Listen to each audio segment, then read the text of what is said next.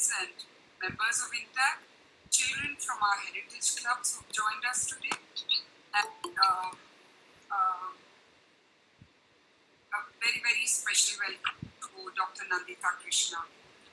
Intach is an acronym for the Indian National Trust for Art and Cultural Heritage. Can you hear me, Nanditha? Nanditha says she can't hear. Still some background noise. Hear me?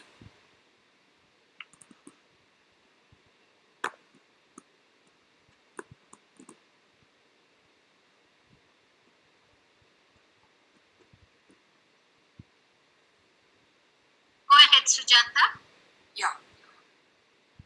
Intach is an acronym, National Trust for Art and Cultural Heritage, and it was set up in 1984, about 36 years ago, with the vision to spearhead heritage awareness and to protect India's vast, unprotected built heritage, cultural heritage, natural heritage, and intangible heritage. We've got chapters across the country, and Intach has come to be recognized as one of the largest organizations in heritage in India. At the chapter, we've been through various initiatives and awareness programs, created awareness about heritage and significant. Of late, immediately after the lockdown, there's been a little bit of a hiatus, and recently we've had 2 online programs, as this seems to be the way to go forward in this current circumstance. So we've had Stephen Fernandez of the UK who joined us recently for an online presentation. He's an expert into existing buildings, and he gave a presentation a couple of weeks ago, and last week we had a presentation on the EIA draft notification. That's the pending notification that is on impact assessment, environment impact assessment. And we have a few programs lined up, and it would be announced on both Chennai Instagram and Facebook pages on the forthcoming Thursday in the afternoons. We'd be very happy if you can join us. And One Mahotsav is something that we celebrated every July, and this is to bring awareness to trees and plants. And today we are here to celebrate that with the talk on sacred plants. As you all know, sacred plants are completely entwined in our culture, in our epics, in our rituals, and we know, of course, of the medicinal and nutrition value of these plants. Worship of trees, of course, has been inherent to ancient cultures, and in India, that's no exception. We are very honored with us to have Dr. Nanditha Krishna today of the C.P.Ramasamy Iyer Foundation, who's delved into various aspects of the environment, from villages to groves, from documenting ecological aspects to heritage of trees and plants. Welcome, Nanditha, to speak about the topic, and may I request Malavika Harish to please introduce the speaker. Good evening, everybody. Can you hear me? Yes. I introduce Dr. Nanditha as a historian, environmentalist, and a writer based in Chennai. She has a PhD in ancient Indian culture from Bombay University and a D.Lit from Vidyasagar University. She's been a professor and research guide for the PhD program of CPR Institute of Ecological Research affiliated to the University of Madras. She was also an honorary director from 1981 of the C.P.Ramasamy Iyer Foundation and was elected president in 2013. She has restored 53 sacred groves in Tamil Nadu, Andhra Pradesh, and Karnataka, and revived traditional water tanks in 8 villages. She has designed curricula for training teachers in environmental education for various states. She was conferred the Nari Shakti Puraskar for restoring sacred groves and the Sir J.C. Bose Memorial Award for environmental education. CPR Environmental Education Center received the Indira Gandhi Parivaran Puraskar, India's highest environmental award under her dictatorship in 2000. She's authored several books, including Sacred Plants of India, Groves and Gods of Tamil Nadu, Hinduism and Nature, and many, many, many more. She is the editor of Eco News, Indian Journal of Environmental Education, and publisher of the Journal of Indian History and Culture. Thank you, ma'am. We are honored to have you here. Over to the speaker. Thank you.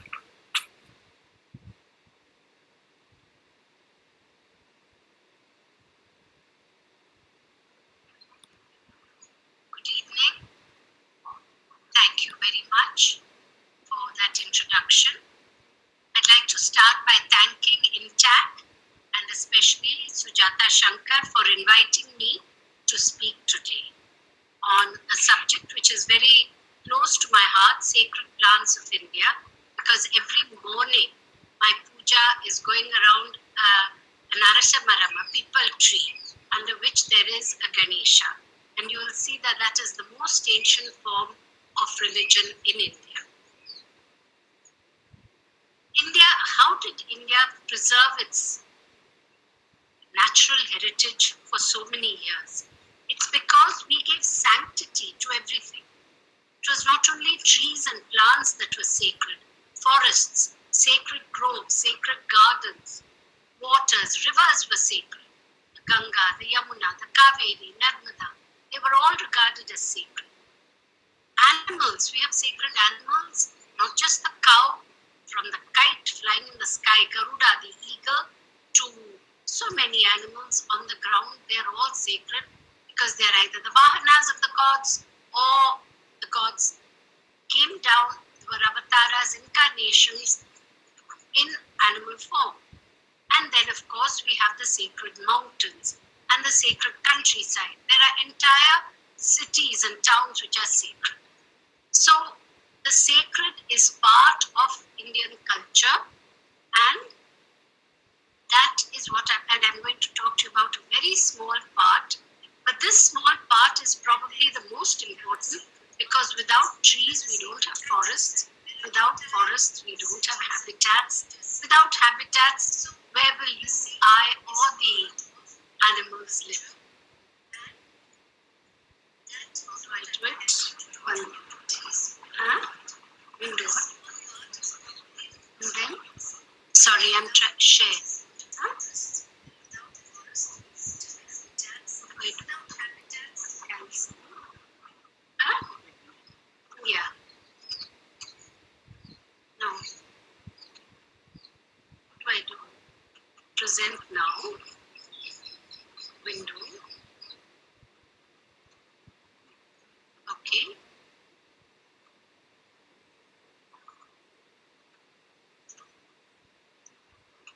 Yeah.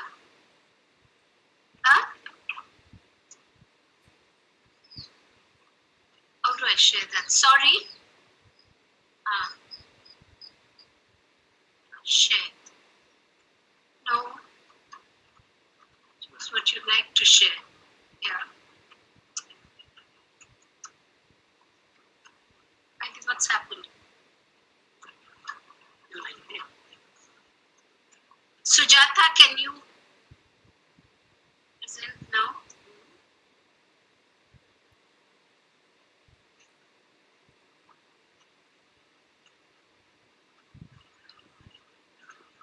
No. Sujata? Yes. Some problem. 1 minute. I'll just try and get, because my whole talk is now? I'm not- Can you see the presentation? Yes, we can see it. Yes, we can see it, ma'am. Okay, thank you. So this is what I'm talking about, sacred plants of India today. Now, many of you would have seen in every village of India, there is a tree. In North India, it's called Chaupar, where it's a meeting place. There'll be a little seat around the tree, a little fence. People meet there, talk. Maybe there's a deity, maybe there isn't. We see trees surrounded by a fence in every Indian village. Tree worship is the most ancient form of worship, not just in India but in the whole world. And these trees are regarded as sacred.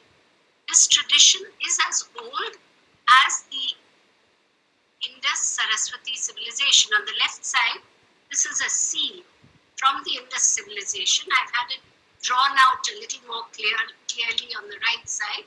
So this tradition of a fenced-in tree comes 5,000 years ago, much earlier than any other form of religion.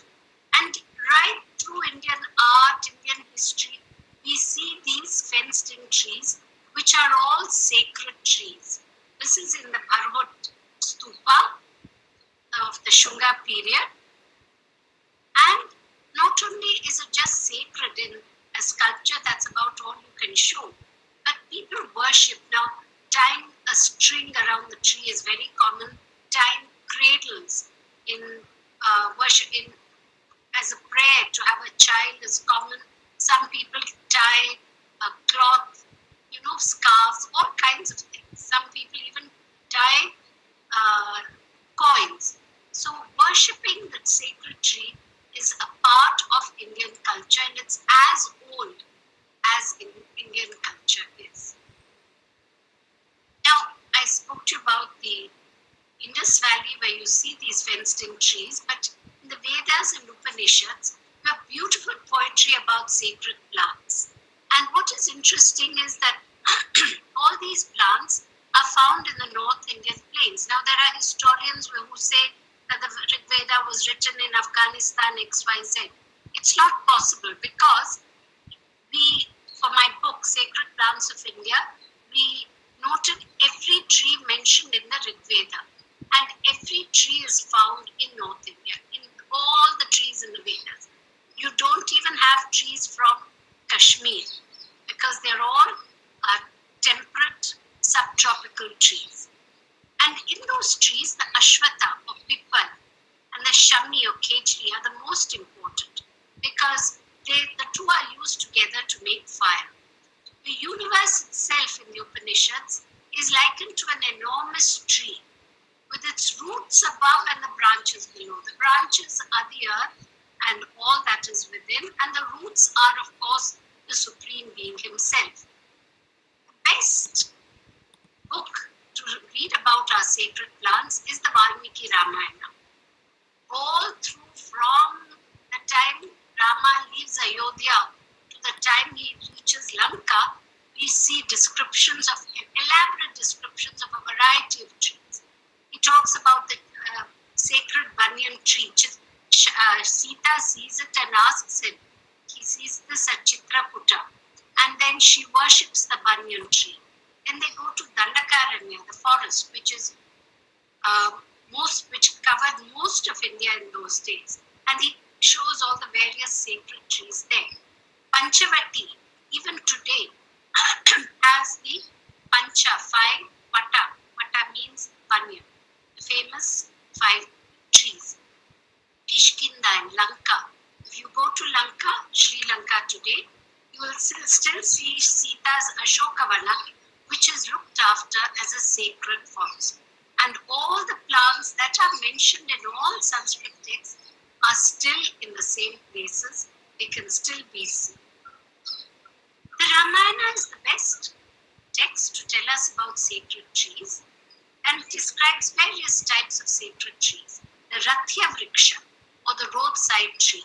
Now, even in Chennai, in the middle of the city, you will find a tree with kumkum, chandanam and all, and we wonder what it is. So these are called Rathya Vriksha, and local people worship it They know why they are worshipping it. Then you have Devata Nishtana Vriksha, which is believed to be the abode of deities. You have the Yaksha Vriksha, which is the tree shrine of the Yaksha, and the Chaitya Vriksha, the tree shrine itself. These two are very important. You have the Chaturpathavarti Vriksha, which is a fence tree found in crossroads, and the Smashana Vriksha, the tree on the cremation ground. Now, all of them are sacred. Nothing can be cut. The most important of these are the Vriksha and the Chaitya Vriksha, because the Yaksha Vriksha, we will see, keeps coming in Indian art, and the Chaitya Vriksha is the beginning of our temples. Now, this is the earliest scene of tree worship. It's a seal from the Indus Saraswati civilization.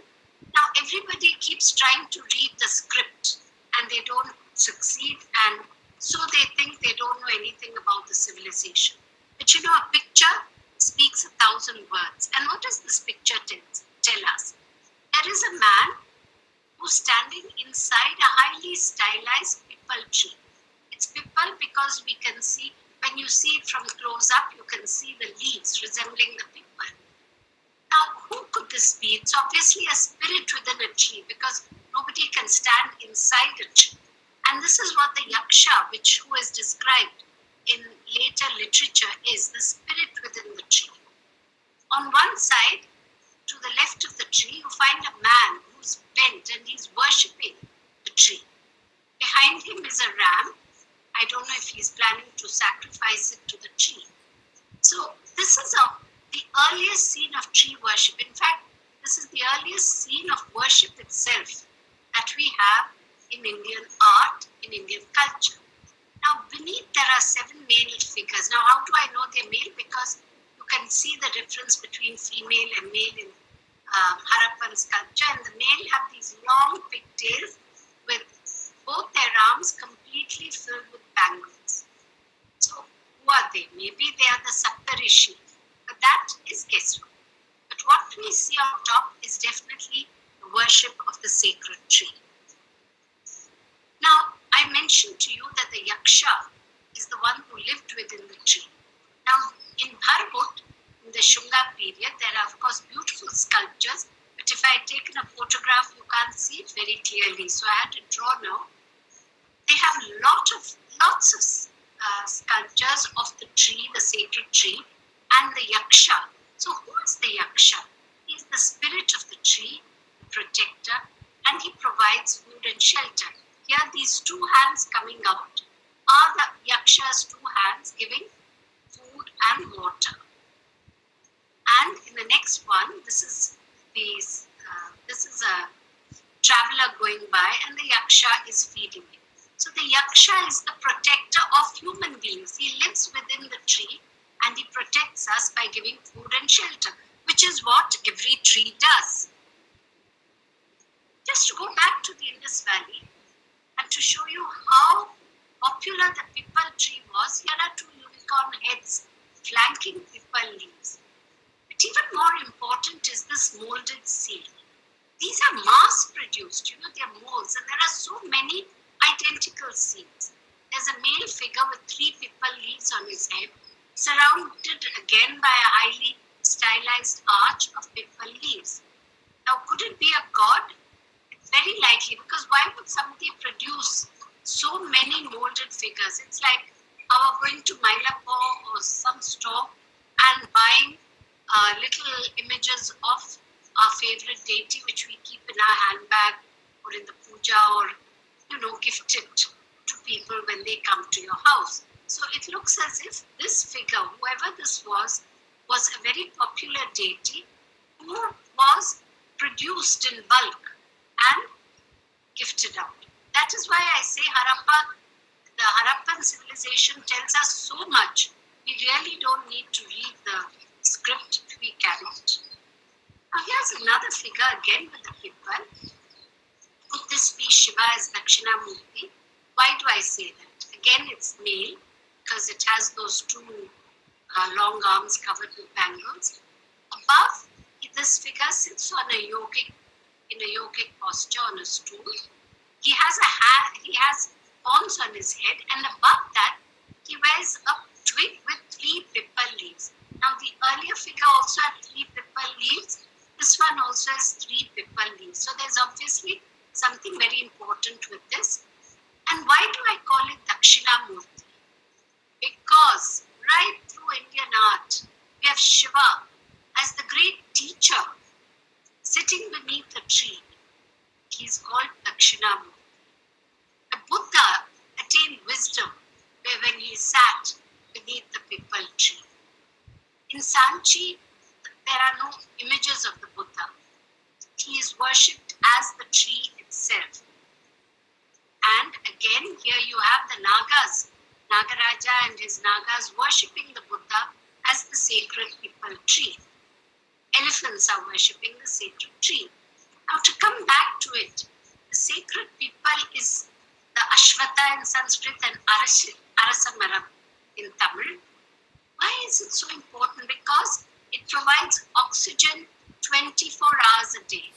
Other plants, as you know, take in carbon dioxide and produce oxygen at night and in the day. They have both these jobs which they do. But the Arasamaram, the pipal tree, produces oxygen 24 hours a day.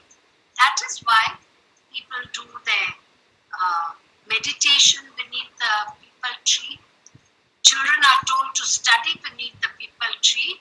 I don't know if they do it today, they want fans above them, but still. It has medicinal properties because it can treat many ailments. It is ecologically very important. What is wonderful is that ancient Indians knew the value of this tree. Now we go to another tree, the Kejri or Indian mesquite. It's called the Shammi or Vanni in Tamil.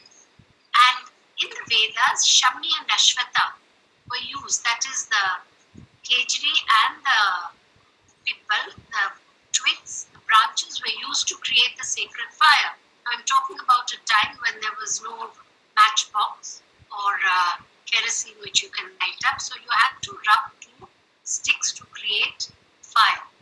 Now, there are many, just as I showed you the other images where there are many male images with the pipal tree, there are many female images exactly like this. A woman sitting on a tree, on a Kejri tree, putting out a hand, pointing, I don't know to what. There's a tiger beneath her. Now, who could she be and who could the tree be? Well, we know from the Tamil literature, the Tolkappiyam, he talks about the Aindathine, that is the 5 zones, 5 ecological areas. And in that, the Pale or desert is the reigning goddess or god of the Pale is Kotrave, who is Durga. Her Vahana, her animal, is the tiger. And a plant is the Kotra. Now, Kotra, nobody has been able to identify, but the description is very much like the Kejri tree. Small leaves and little thorns, that is the Kejri. Let's go back to Thar, Rajasthan, the desert. And there you have the Kejri tree everywhere. So don't forget that the Thar desert is the home of the Indus Saraswati civilization. Saraswati now flows beneath the Thar. Once upon a time, she flowed on top of the area and it was very productive. Obviously, by the time these seals were made, it had begun, the desertification had begun, and she was the goddess of this desert. So the Kejri was so essential for the desert that in 1535, Guru Jamolji, the founder of Vishnoi faith, said that animals and trees must be saved even at the cost of one's life, and he considered the Kejri tree and the black buck to be his gods. In 1730, Amrita Devi of Vishnoi and her daughters and others each hugged a tree to prevent the soldiers of the Maharaja of Jodhpur from felling green Kejri. 363 Vishnois preferred to let their heads be cut off rather than let the trees be cut. This was the first chipko. The word chipko means to stick, but it's actually used for to hug. It means to stick. In 1973, a protest occurred near the village of Mandal in the upper Alaknanda Valley when the forest department gave a contract to a private contractor to cut 300 trees. The women hugged the trees. That is the famous Chipko movement to save them, and the government had to backtrack. So it was the Kejri, which is a very, unlike the pipal which looks so grand, it doesn't look very impressive. What is also interesting is that the Rigveda says that the Ashwata is a male tree and Shami is a female. Now Ashwata is always associated with Shiva and male deities, and the Shami or Kejri with the goddess. So here we have the Chipko movement. But tree worship is even older. In Bhimbedka, which is, you have paintings which are 10,000 years old, and you have the celebration, worship of the tree. Here you have two peacocks worshipping a highly stylized tree. Of course, in this you don't know what the trees are, but we know that the trees are being revered, worshipped in Bhimbe. Now, these plants are so sacred that entire towns were named after them. Vrindavan was named after Vrinda or the tulsi. Kanchipuram was named after the Kanchi Mara, the Kanchi tree. Veperi in Chennai, Vepam or neem tree, which is along the Yeri. Vepam, Yeri, Veperi. Mankad is the forest of the mango. And Purashavakam comes from Purasai Pakam, or the region of the flame of the forest. It's not only plants. Gotras and clans were named after sacred plants. Kaushika Gotra is named after the Kusha grass. Each Gotra, you'll be very interested to know, has a natural origin. It's either named after a plant or an animal, nothing else. Pallavas are region. The word Pallava means leaf. Kadamba is a flower. Kadambas were yet another clan who ruled South India. Just to show that plants go beyond just something in a forest. Some Jain Tirthankaras have plant symbols. All the other Jain Tirthankaras have animal symbols, because the basis of Jain religion is Ahimsa Paramo Dharma. The three of them, Padma Prabha has the red lotus, Shantinatha the Kalpa Vriksha, and Naminatha the blue lotus. I will come back to Kalpa Vriksha later. Many deities are associated with specific trees. Shiva with the Bilvam, Devi with the Neem, Vishnu with the pipal, Krishna with the tulsi, Shiva with the banyan, banana with Ganesha, bamboo, Krishna, because his murali, his flute is made out of the bamboo. The lotus is Lakshmi, and Neem is Devi, Durga. Now we come to the Sthala Vriksha, the sacred temple tree. When you go into a temple, a Hindu temple, you will find that wherever the temple is, there will be one tree which is a Sthala Vriksha, the sacred temple tree, and people will go around it. What is the Sthala Vriksha? Originally, the Sthala Vriksha sheltered the deity before temples were built. Temples came in quite late in Indian culture. Originally, the deity was just kept out beneath a tree. And the Sthala Vriksha, which tree? I mean, they wouldn't just pick up some tree at random. A tree that was important locally for either its sociocultural role, or medicinal role, or economic role, or ecological role. Some have more than one role, some have only one.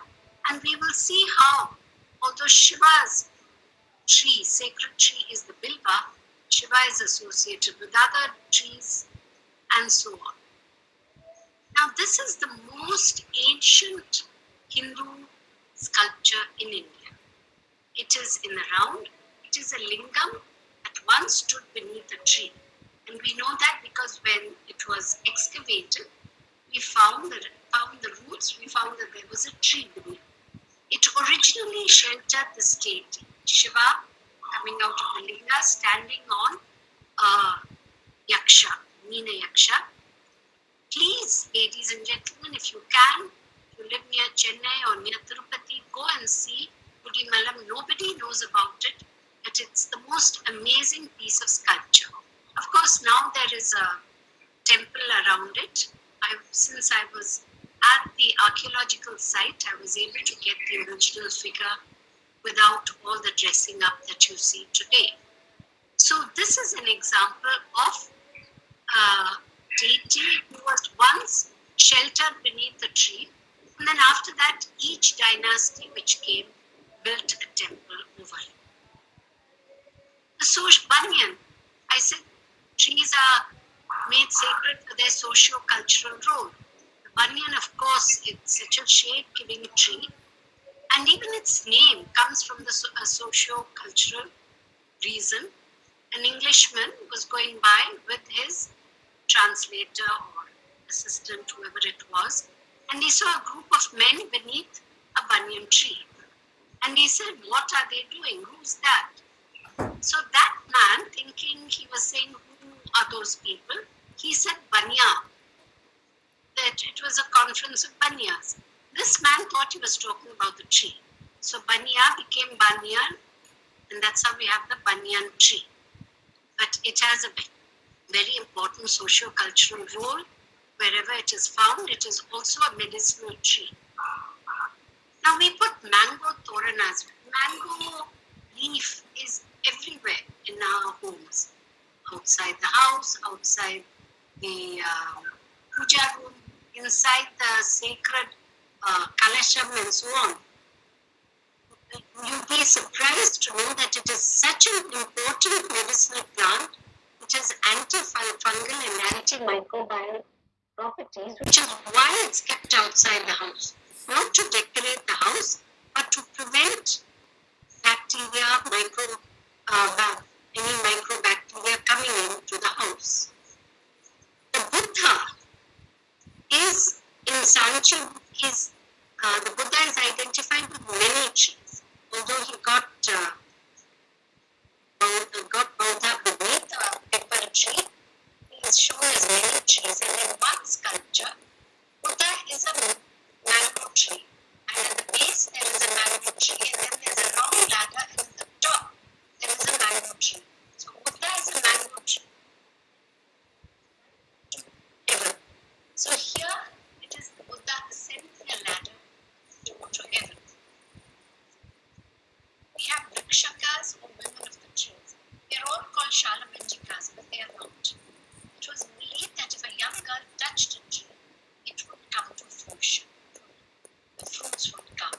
So you have the yakshi of the mango of Sanchi. You have the shalabanjika of Mathura, sal trees.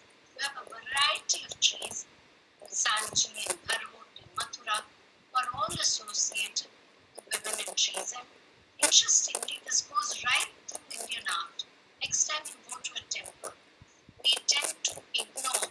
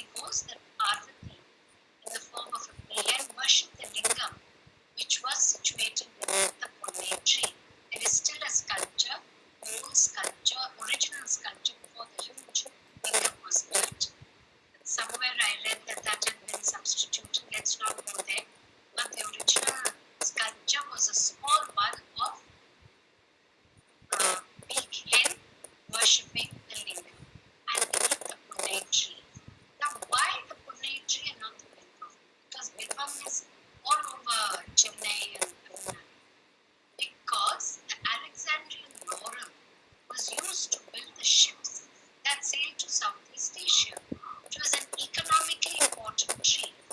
And as you know, the Kapalishwar temple was once along the shore. That is where the present Saltpur Cathedral is. So that would have been the port, that would have been the place from which the ships went.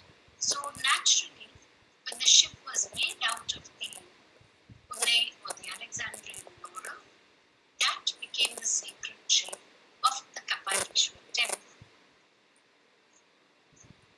Now the tulsi, every home, or nearly every home which has a central courtyard, has a tulsi madam and a tulsi. Now why is the tulsi? Of course, there's a story that Tulsi married Krishna, and that's why she's sacred. Remember, all these plants are linked to the deities with myths and stories, but they have very practical reasons for being sacred. The tulsi, by being in the center of the house, it prevents coughs, colds, and fevers. So it's tended and worshipped by the women every day because they have children. They have to make sure the children are well.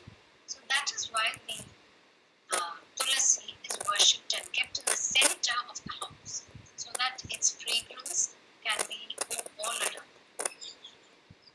Another very important medicinal tree, which is the tree of Devi, the Durga, is the neem tree. It is medicinal, it is economic, it is ecological. I don't have to go into it. So that is why the neem tree is so sacred, sacred to Devi, Brahman, or Durga.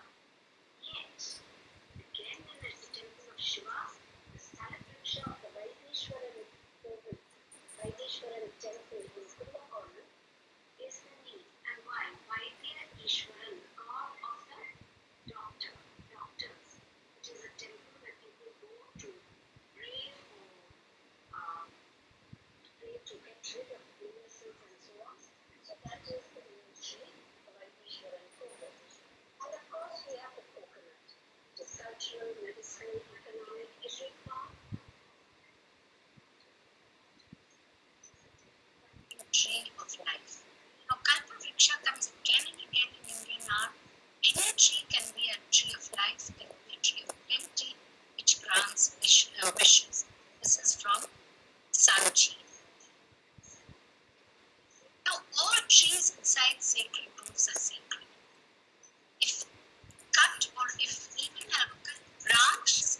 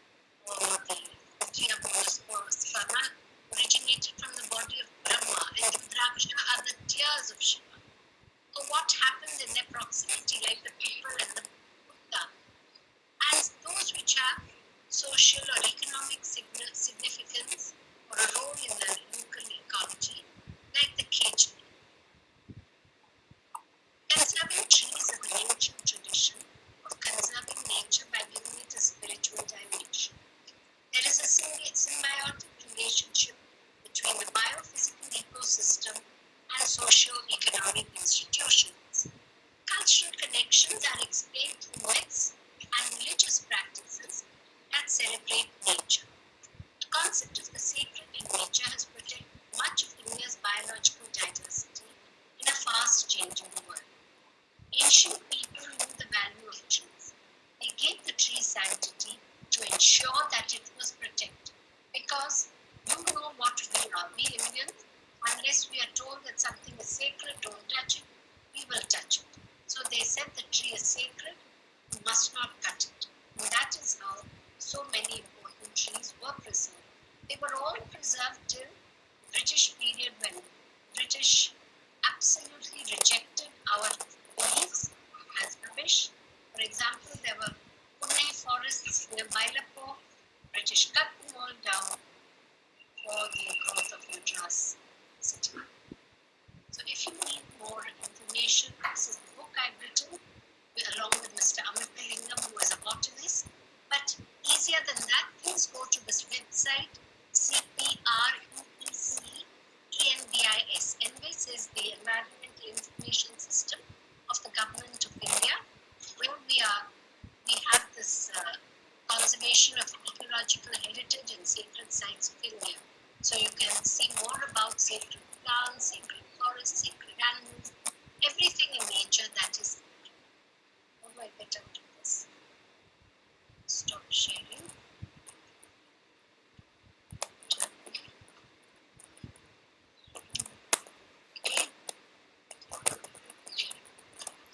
So that brings me to the end of my talk. I hope you all enjoyed it. Yeah.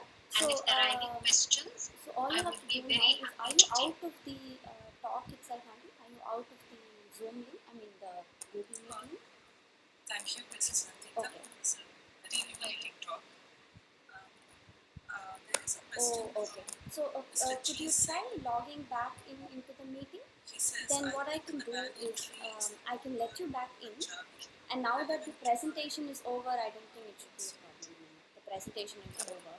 She's just turned off presentation. So I'll just let you in now. So if you could just log back in. Yeah. Sorry, I can't hear. 1 minute, I'm trying to get back. Everybody, yeah, just a second. Did you know what way? Yeah. It's not coming.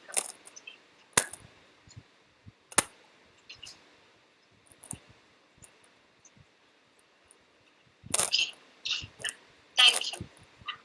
Can you repeat the question, please? Mr. G. Singh has a question on the bohar tree. The bohar On the which tree? Bohar, B-O-H-A-R-H. Uh-huh. The bohar tree is associated with ancestors in Punjab. What is the reason for this? You have to really know. There are many trees which have local associations. You will have to go through the myths and stories about that tree. You see, most sacred trees are associated with ancestors. In fact, if you go to any village in any part of India, you will be told that this is a sacred tree and our ancestors be important for a medicinal or economic reason, and to preserve it, they say the souls of our ancestors live in that tree. Thank you, Mrs. Krishna. There is another question from Mr. Mani Prakash Aravalli. His question is, would you think that all the Gotra names was done to conserve them? I suppose he means conserve the tree names or the natural names, or do they have any other meaning? That is a very long question. That's a very thing. We are talking about a time when people were tribals, and they gave themselves the names of plants, animals, so on. So why we chose a particular family name? Like even now, we all have family names, and we don't even know why our ancestors chose that family name. But as I said, the Gotra names are generally after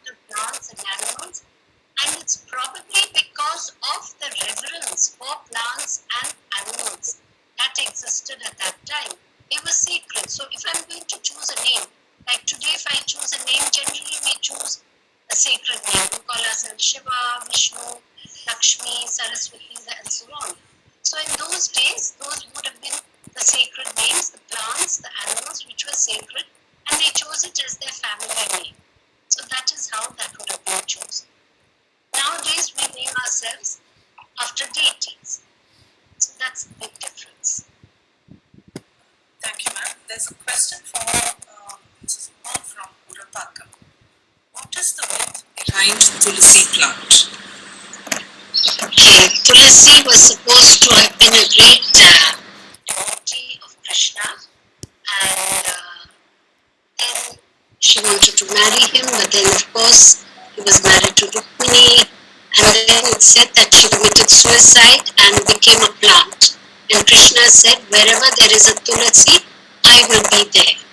So that is the myth. There's a longer story, but I think we have a limitation of time, so I'm trying to say it as fast as I can. I'd be most happy if you sent me an email and I could tell you, or if you go to my book, Sacred Plants of India, the entire story of Tulsi is there. It's a Penguin publication. You can see it. Is it on my website? Thank you, ma'am. We will also collate all the questions if we go over time and send it to you anyway. There is a question from Mr. Abhijit Saha. Apart from urbanization process, colonial masters tend to indulge their activities to know the vast natural resources within the spectrum of Oriental studies. Can you throw some lights? I haven't understood it. Apart from Urbanization process, colonial masters did indulge their activities to know the vast natural resources within the spectrum of Oriental studies. Can you please throw some lights? well, I don't think they really. You have people who brought out, you have scientists who brought out Horticus malabaris and so on. You do have scientists who did a lot of research. See, this is the world when I say that the British cut it down, we're talking about a period when they were trying to occupy the whole of India. Now, I will give you the example of Mylapore and the Punni Maram. Why did they cut down everything between the fort and Mylapore? Very simple. The French came from the south. Mylapore is to the south of the fort. French were coming in from the south, and all these trees, island ground, was a big forest. So the French could hide behind the trees and come right up to the fort. To prevent that, they cut all the trees. They cut every tree all the way south. So the French came up to Mylapore, and there were no trees over there. From there, so they were able to go straight on into the fort. They'd have been killed. So the British were able to stop the French. That is why they did it. In each place there was a reason. The biggest reason was the railway. To create the railway, the rail lines, entire forests were removed, and some of the wood made in the timber was used for making sleepers and so on. The other thing also was to make forest land into revenue land. The British earned money when they had revenue land because they could tax it and earn an income out of revenue. So entire forests were removed in order to convert them to agriculture. And there was a bounty on the head of every predator that was killed. Tiger, leopard, lion, cheetah. They wiped out the cheetah and the lion from most of India. Except the Gir forest, you have lions. And the tiger is restricted to little pockets in different parts of India. But they paid 25 rupees per head of predator. So they wanted to completely remove the countryside of forest. They wanted only agricultural land, not to feed Indians. I wish that had been their goal. They were sending food abroad for the world wars, but even otherwise it was mainly for agriculture so that that could be taxed.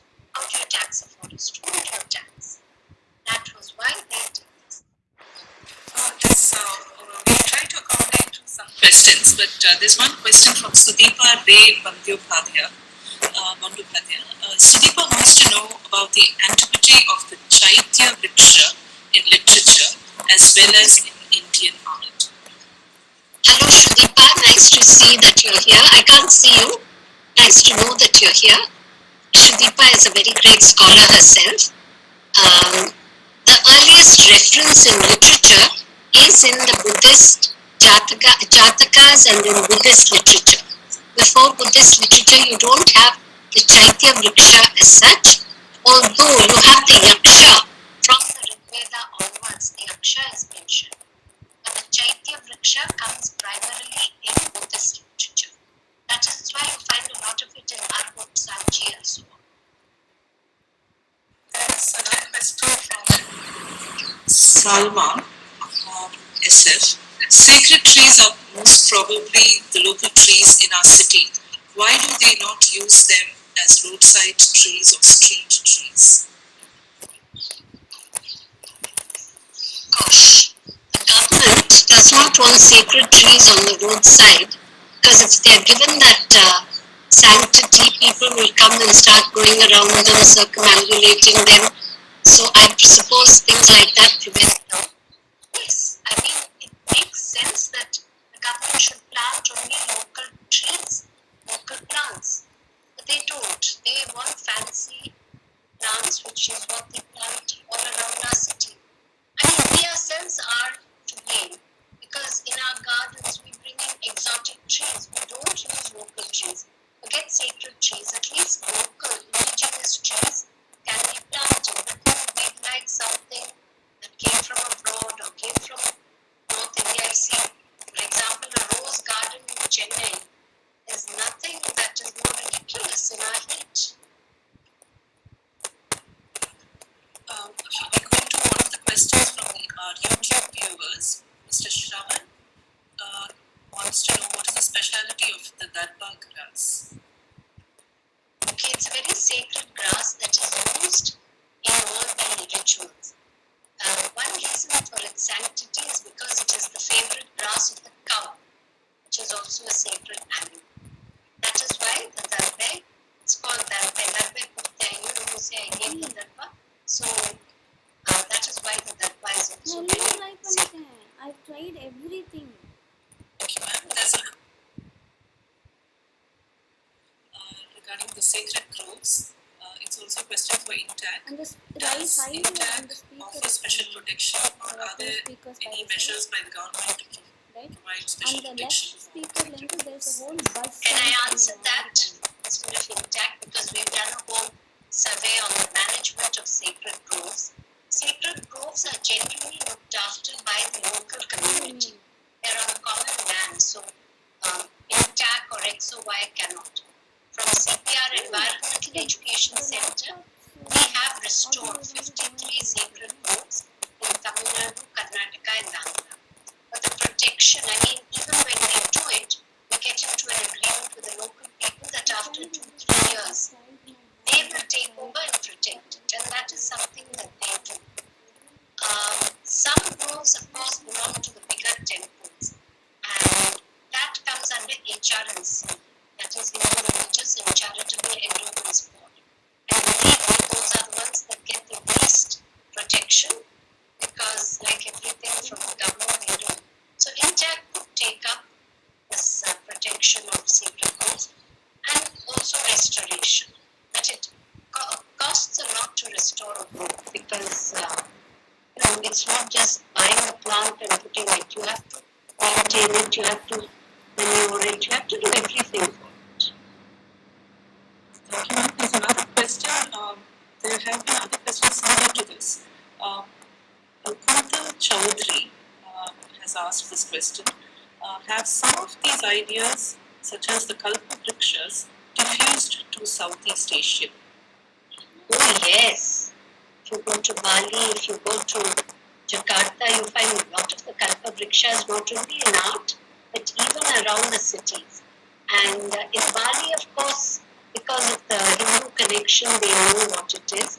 But in Indonesia, they really don't know why it is sacred. But still, They protect it, they look after it, they light agarbatti in front of it and so on. It has diffused tremendously to Southeast Asia.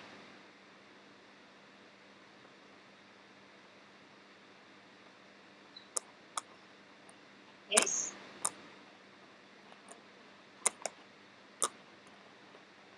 Anything else? Sorry, there's another question from Mrs. Ragini Doshi. She's a YouTube viewer. She's asking which tree was Kalpavriksha in ancient time. Any tree, whichever was a locally important tree. For example, in South India, it's the coconut tree. In North India, it's the pipal, the mango, the neem, whatever. It changes from village to village. If you go to Sanchi Barhut, you'll see many different Kalpavrikshas. So Kalpavriksha is whatever tree, whichever tree gives you the maximum. It's really in a way very economic and medicinal, whichever tree you are dependent on.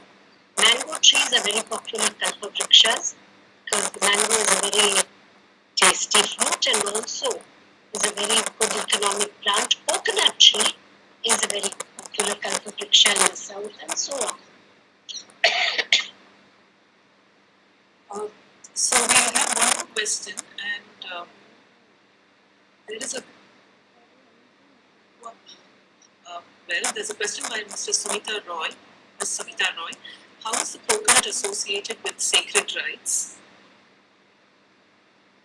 How? Why? Because how you know how it is? You give it, you keep it in every ritual. You keep a coconut.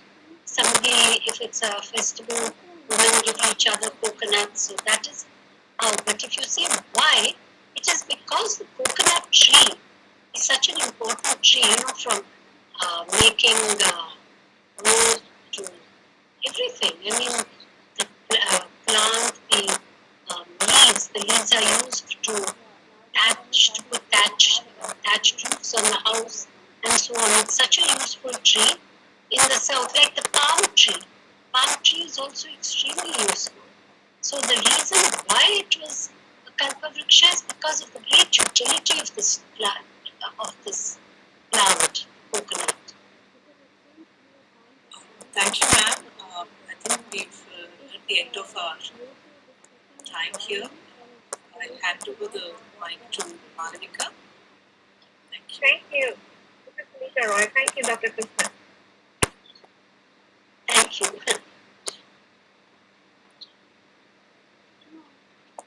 Can't tell Malavika. Can you hear me? Yeah. I request Sujata to give the vote of thanks. Over to Sujata. That was a wonderful presentation, Nanditha. You took us on a journey of sacred plants right from the Harappan civilization through the British period to where we are now. And congratulations on your work, where you've restored so many groves and you still continue to do your good work. We're very, very happy to be able to be with us today and share your thoughts and some of the interesting facts that you brought to the fore, like the male and female aspect of the Ashoka tree and the Kejri tree. And it was interesting to know that our own little suburbs, Vepuri and Purusavakam, are all named after a tree. And of course, we all know that the Buddha meditated under the maple tree, but so many other great sages, they've all been associated with trees, and it was wonderful to go through this journey. And I think what the British started, we haven't really stopped. If you say that railway lines were the start of the destruction or for taxation purpose, I think we are also very much to blame, and we've not very conscious of our environment. And I think we need to wake up to this and protect whatever is left. And it's up to each of us to do that. And I think raising public opinion when there is an opportunity is important, and not just sort of sit in our armchairs and criticize it. So urbanization has taken its toll, and it's thanks to this coronavirus that many of us are able to reflect on the journey that we've taken world over, not only in India, but what man has done to the environment, be it forests, be it oceans, be it rivers, and all of that. And Intach, in its own capacity, has done a lot of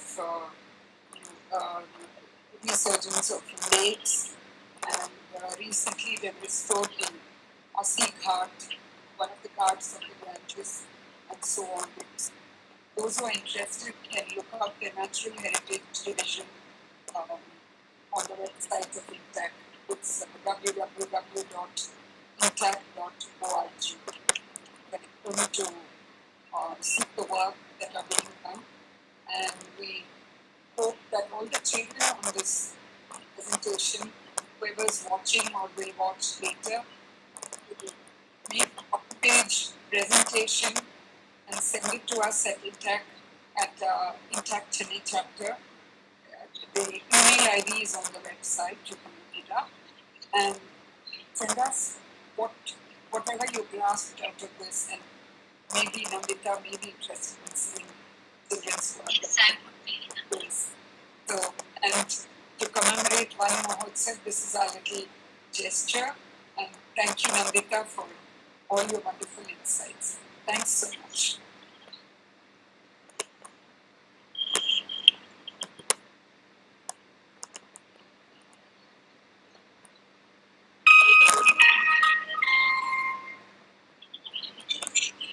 Okay, Nanditha, you're still here? Yes. Okay.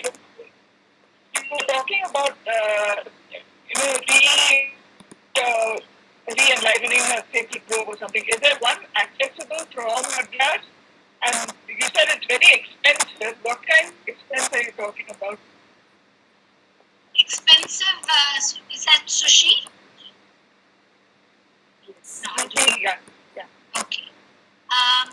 Well, there are many sacred groves. The nearest one which we have restored is at Chingalpet, about 2 hours from Chennai, in a village called Menmeli. Yeah. And it's amazing how wildlife has come back, including the leopard in that grove. And of course, about tremendous varieties of birds, jackals, and so on. Expensive in the sense, you see, there's a lot of developmental work on the land, because generally when we talk about restoring, that land has become what is called tarisinala. That is, it's either dry land or wasteland. Over the years, for some reason, the plants have gone. Mainly, the main problem has been cattle grazing. Cattle have eaten up the leaves. People won't cut them, but the cattle will eat up the leaves and remove the trees totally. So we have to do a lot of land management, improve the quality of the land, bunding, contouring, so on. So only after that you can start planting. The last part is really digging a hole and putting in a plant. But there's so much land work to be done first. So, and that's a lot of labor is involved, materials are involved, so that is the expense. So we generally do in any site, we take up, because if you take up too much at a time, it also doesn't work out well. So we take between 5 and 10 acres a year. And then next year we'll add on a few more acres, another 5 acres or so on. Till we reach 25 acres, or it goes further. So that is why I'm saying it's very time consuming also. Because if you suddenly say, okay, I'm going to restore 50 acres this year, just managing where will you get the water? We have to put so many bore wells and pump water. So you have to do all that. But in the long run, what we do is, when you do bunding and contouring and various land restoration measures, water itself gets collected at the lowest level. So, for example, the place I it has water throughout the year, even during summer and during the drought and all. Another place is Sita during the cyclone 2 years ago. Was very we've done the restoration of the forest then. It was badly damaged, but because of the forest part was untouched. So, it takes time, it is expensive, Sushi. Yeah. And what is your opinion on the new concept of Miyawaki forest? Sorry? Now, talking about the Miyawaki technology of planting trees and all that, what is your opinion? See, it must be working because some people are doing it, but we do it very traditionally because we are doing it in a village. What we do is find out what are the traditional trees. We talk to the elders of the village, the Tata Party sitting there, find out what are the plants which were there when we were children, and then we bring it back. Also, this has to be a community effort. It should not be a top-down effort, like coming and saying, do this, do that. We don't use tractors, we don't use heavy technology. It also has to be affordable. Because if you do that, after 3-4 years when we leave, local people will say, no, we can't look after it. So we do it only with local labor, with local talent, local know-how. But we add to that, like we do things like mulching and various other things which are very simple. We try and keep it low cost. Our way of doing it is low cost in comparison to others. It's still expensive, but it is very low cost in comparison to other more technologically advanced ways of plantation. There is a question. Hi, this is Padma again. There is a question from Chudamani Nandagopal. Have you come across the list of sacred plants in the inscription associated temples? So I guess he wants to know, are there a list of sacred plants in inscriptions? Have you come across? Firstly, hello Chudamani, nice to know that you are listening. She is also a very great scholar from Bangalore. Yes, there are many sacred plants mentioned in inscriptions. And it generally comes with the tree, with the temple. This temple whose Stalavriksham is this plant and that kind of thing. They are mentioned in association with the temple. That is how we know what is the Stalabriksha of a temple or what was the Stalabriksha of a particular tree.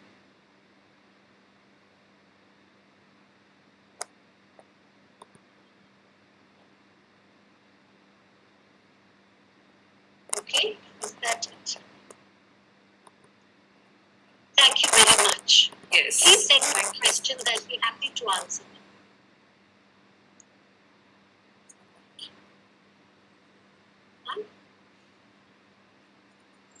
Thanks again. Bye. Bye-bye. Thank you. Thank you. Bye. Bye. Bye-bye. Thank you all for joining. Bye-bye. Thanks, Malavika and Padma. Bye. Thanks, Nanditha. Bye.